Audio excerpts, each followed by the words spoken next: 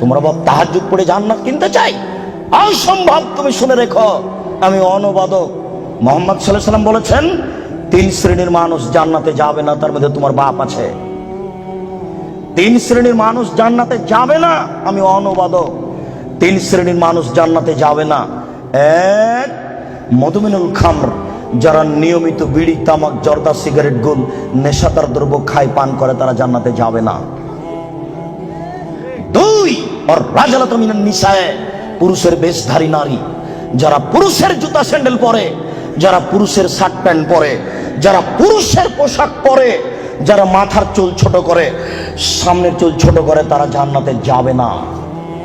1450 বছর পূর্বে আল্লাহর নবী এই কথা বলেছেন, আমি অনুবাদক। 3, ও দায়ুস, তোমার বাপ, আল্লাযী ইকরু ফি আহলি আল খাবাসা, যে তার বাড়িতে বেহায়াইর সুযোগ দিয়েছো, জান্নাতে যাবে না। যে তার বাড়িতে বেহায়াইর সুযোগ দিয়েছো, জান্নাতে যাবে না। যে তার বাড়িতে বেহায়াইর সুযোগ দিয়েছো, জান্নাতে যাবে না।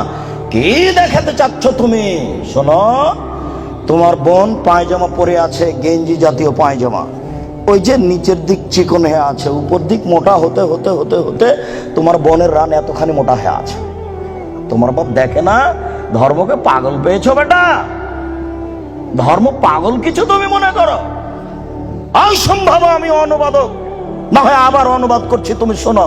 সম্মানিত মুরব্বী, আমি আবার অনুবাদ করছি, শুনুন। তিনি বলেন, সালাসা, 3 শ্রেণীর মানুষ আছে, লা ইয়াদখুলুনাল জান্নাহ আবাদা, তারা কখনো জান্নাতে যাবে না। 1, মদমিনুল খামর, যারা নিয়মিত বিড়ি, তামাক, জর্দা, সিগারেট, গুল, নেশাদার দ্রব্য খায়, পান করে, তারা জান্নাতে যাবে না।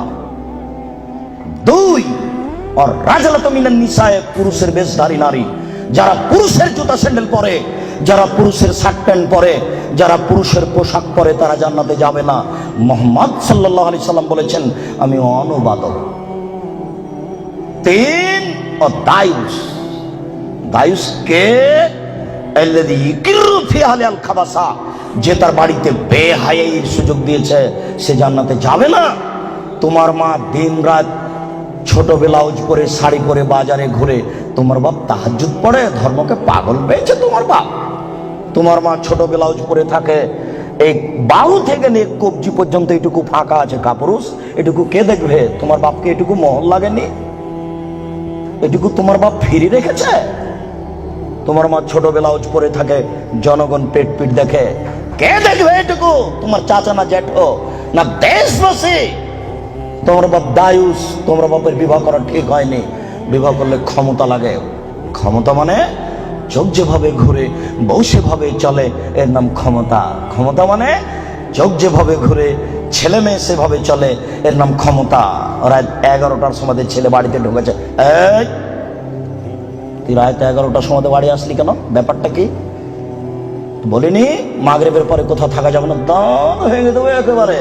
আমি তোর বাপ বলছি, এর নাম ক্ষমতা। জবাব আমি দেব? কেন আমি দেব? মুহাম্মদ সাল্লাল্লাহু আলাইহি সাল্লাম কোনোদিন বলেননি, এই ছেলে তোমার বয়স 7 বছর, নামাজ পড়ো।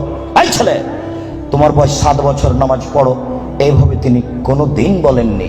তিনি বলেননি, এই ছেলে তোমার বয়স 10 বছর, নামাজ পড়ো, নইলে তোমাকে পিটাবো। এই কথা তিনি কখনো বলেননি।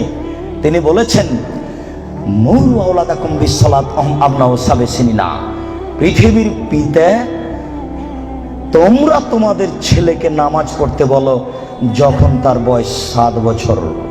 ওয়াজরিবুহুম আলাইহা ওয়াহুম আবনাউ 10 সিনিনা, তোমরা তোমাদের ছেলে মেয়েকে নামাজ পড়তে বলো পিটিয়ে যখন তার বয়স 10 বছর।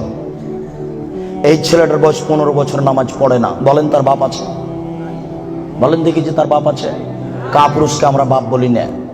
জবাব আমি দিব কেন? তোমার বাপকে তাহাজ্জুদ পড়ে জান্নাত কিনতে বলিও। আমি কথা এখনো বুঝাতে পারিনি, আবারও বলি, আল্লাহর নবী কি কোনোদিন কোনো ছেলেকে বলেছেন যে তুমি নামাজ পড়ো? কোন 10 বছরের বাচ্চাকে কি আল্লাহ নবী বলেছেন যে তুমি নামাজ না পড়ো নইলে পিটাবো? না তার বাপকে বলেছেন যে তুমি তোমার ছেলে মেয়েকে নামাজ পড়তে বলো? না, বুঝাতে পারলাম না। আল্লাহর নবী বাপকে বলেছেন না ছেলেটাকে বলেছেন? এবার ছেলে তুমি বলো, আমার বাপ তাহাজ্জুদ পড়ে জান্নাতে যাবে, আমার ছোট ভাই বাজারে ঘুরবে, আমার বোন নগ্ন পোশাক পরে কলেজে যাবে, আমার বাপ তাহাজ্জুদ পড়ে জান্নাত কিনে নিবে। পাগল পেয়েছো ধর্মকে?